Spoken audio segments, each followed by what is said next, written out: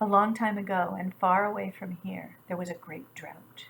No rain fell, no plants grew, and the animals of the jungle got hungrier and thirstier, until at last they held a great council and decided that they should all leave the jungle and walk across the great flat plain to find food and water. And they agreed to do this thing, and they all started walking that very day, all except for Lion, who was king of that jungle and stayed in that jungle. Well, they walked for many long, hot days, and they walked for many long, dry nights until they came to the far edge of the great flat plain. And there, on the edge of the great flat plain, there was a tree, a wonderful tree, lush and green and covered in fruits that were red and yellow and green and blue and purple, and they smelled like all the fruits of the world. And the animals were so hungry and so thirsty, and they wanted that fruit, but the fruit grew so high up in the branches of the tree that even Giraffe couldn't reach it. And the bark of the tree was so slippery that even Monkey couldn't climb it.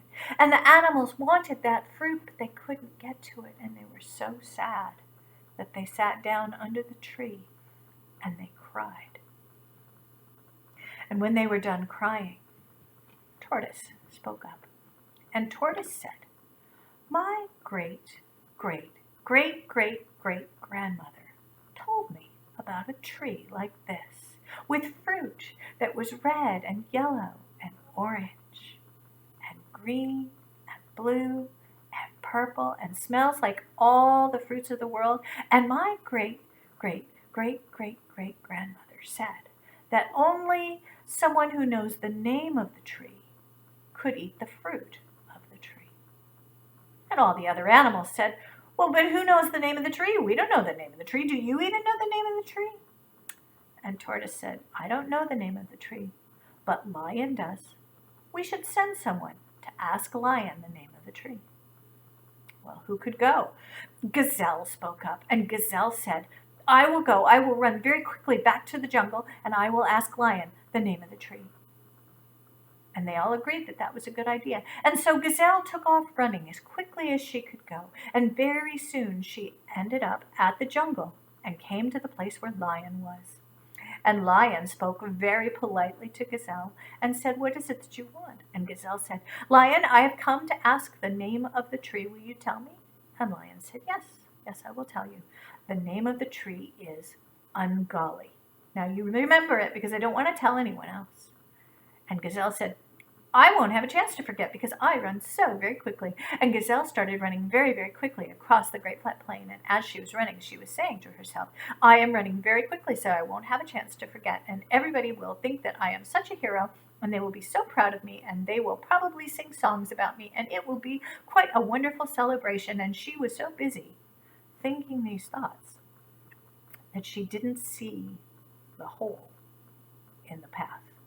And her leg went down into that hole, and she tumbled and rolled head over horns over tail and ended up thud at the base of the tree. And the animals gathered round and said, "Did he tell you? Do you know the name of the tree?" And Gazelle said, "He told me the name of the tree, but I forgot it." They were so disappointed, those poor animals. "What are we going to do?" And Tortoise said, "Well, we'll have to send somebody else." Who else could we send to ask Lion the name of the tree? And Elephant spoke up. And Elephant said, "I will go and ask the name of the tree." And so Elephant walked across the great flat plain with great big strides. And pretty soon Elephant came to the place in the jungle where Lion was. And Lion was mostly polite to Elephant, but Elephant could see that Lion's tail was twitching just a little bit. But Elephant very politely said, "Hello, Lion, I have come to ask you the name of the tree." And Lion said, "All right, I'll tell you, but you must remember because I don't want to tell anyone else. The name of the tree is Ungolly. Now don't forget. Oh, I won't forget, said Elephant.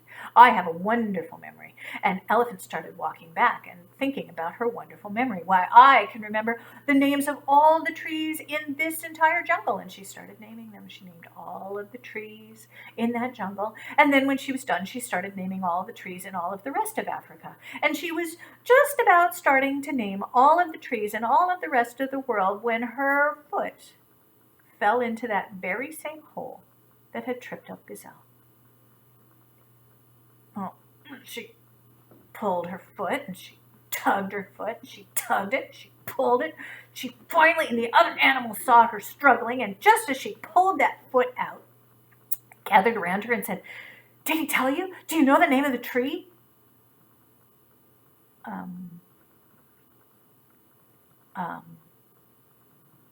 don't remember, said Elephant. And I don't care anyway. This is a stupid idea. And the poor animals. They were hungry and they were thirsty and they were tired and they were hot and they didn't even have any tears left to cry. They sat down under the tree and they looked at their toes. And finally Tortoise spoke up one more time. And Tortoise said, "I'll go. I will go and ask Lion the name of the tree." And they all looked at her and said, "You, Tortoise? But you're so small, and you're so slow." "It's true," said Tortoise. "I'm small, and I'm slow, but I know how to remember. My great-great-great-great-great-grandmother taught me, and she was the one who remembered about the tree." Well, nobody had any better ideas, so Tortoise set off walking across the great flat plain, and she was not very big. She was not very fast, and it took a long time, but finally Tortoise arrived at the place where Lion was. And Lion saw Tortoise, and Lion was not happy. Lion roared at Tortoise and said, "I know why you're here. You've come to ask the name of the tree. Well, I told Gazelle, and I told Elephant, and I'm not going to tell anybody else that the name of the tree is Ungolly. So just go away." And Tortoise nodded her head, and she turned around, and she started walking back across the great flat plain. And she was not fast, but as she walked, she said to herself, "Ungolly, Ungolly, the name of the tree is Ungolly. Ungolly, Ungolly, the name of the tree is Ungolly. Golly, Ungolly, the name of the tree is Ungolly." Even when she got so hot, even when she got so thirsty, she just kept walking and saying, "Ungolly, Ungolly, the name of the tree is Ungolly. Ungolly, Ungolly, the name of the tree is Ungolly."